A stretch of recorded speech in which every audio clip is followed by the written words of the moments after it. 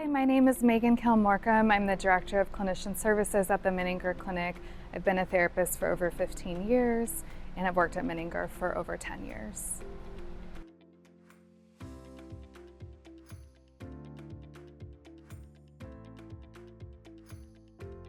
Family gatherings can be stressful for a lot of different reasons. Of course, there are the obvious reasons like financial burden, changes to schedule and structure, travel, gifts, overwhelm, plans, just different activities and commitments.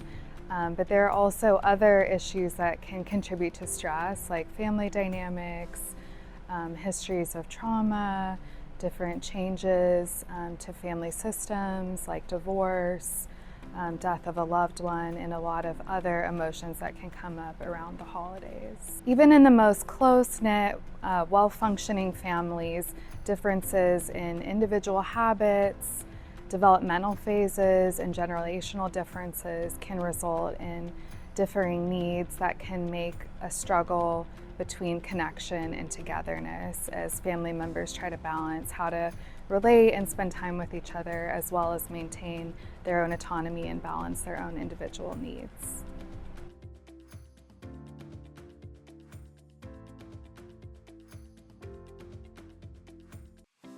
Everyone experiences stress differently, so some people will notice their emotions. They'll notice they feel more irritable, more on edge. They might feel more overwhelmed, kind of stressed, even sad, tearful. Others might notice more physical sensations such as fatigue, headaches, muscle tension, nausea sometimes. Other people will notice a change in their behavior. Maybe they've become more withdrawn or they're not reaching out to friends. They might find themselves over or under eating or drinking or using substances to cope. Other people might notice kind of the things that they're thinking and saying to themselves maybe aren't the most helpful or aren't kind of their usual self-talk. Other people might notice procrastination or avoidance, or sometimes even the opposite of over-focusing on tasks, really hyper-focusing on gifts and cooking and tasks and things that need to be done as a way of coping with their stress.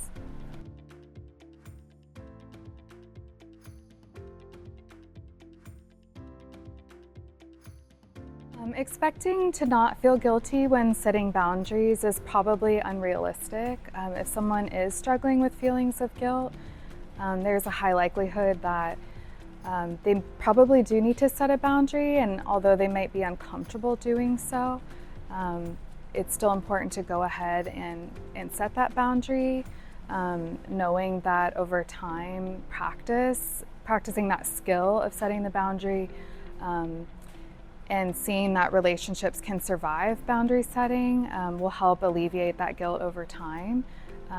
But for most people, it's impossible not to feel guilty at some point or other. So it can be helpful to talk about your need that's unmet with a trusted friend or a therapist to talk about, is this a reasonable boundary to set?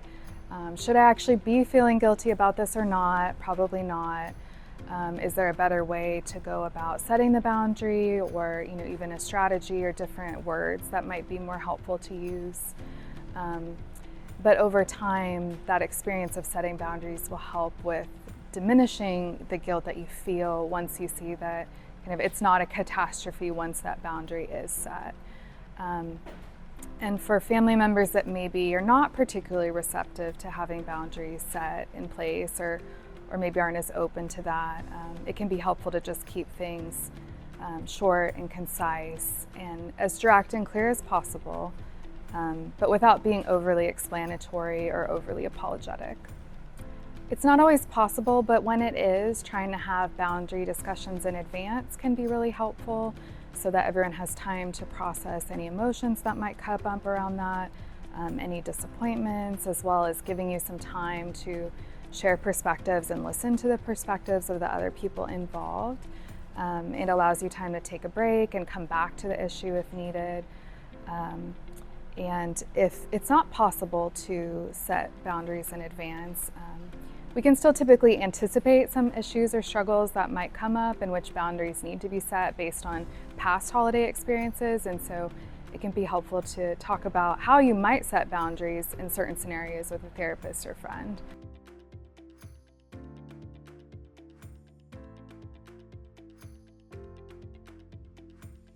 When people talk about communication, they usually mean if I could just say the right thing at the right time, then I would be understood.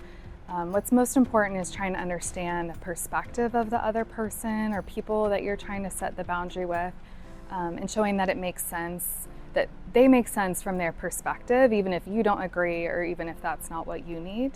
But once you understand their perspective and they feel that, it's easier to share your perspective and they'll hopefully be more receptive to that. Again, if they aren't particularly receptive, even if you've shown empathy and understanding, it's okay to be brief and concise around setting your boundary. And it's really important to stay calm and regulated if a situation is escalating. The most important thing you can do is stay in control of your own emotions and behavior. If that means leaving the situation and scheduling a time to return to the discussion, that's okay, whether that's in 20 minutes or the next day. And again, having these discussions in advance, if possible, is helpful.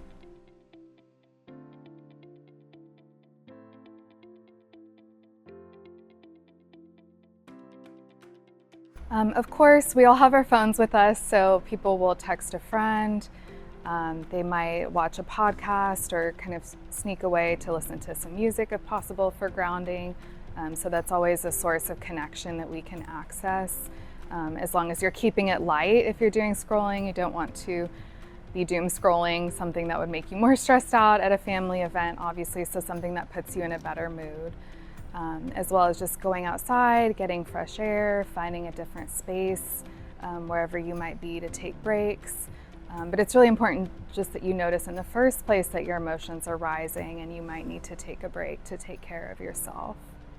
It's okay to leave a bit early if you need to, and it can also be helpful to bring another friend or a partner with you, to bring somebody else to kind of change up the dynamic in a family and to have that additional support.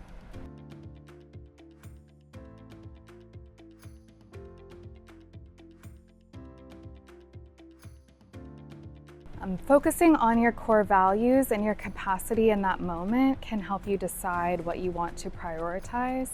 For example, if you really value connection, but your emotional energy is limited, if your family is going to dinner and a movie, you might choose to go to the dinner so that you can connect with your family members, but then skip the movie where there won't be much discussion. Or conversely, for someone else, perhaps for their situation, if they're worried about a lot of conflict or disagreements at dinner, it might be better for their well-being to maybe skip dinner and just go to the movie where there's more structure. So it really depends on your unique situation and kind of what you're valuing, but deciding, what are your values can help you make decisions that aren't reactive to the moment and are focused more on kind of your bigger picture beliefs and needs rather than maybe transient emotions in the moment. Regardless, traditions are intended to strengthen bond and connection and community and give families a sense of identity. So if a family tradition isn't creating that for you or your family members, it might be time to rethink it or to maybe come up with a new tradition.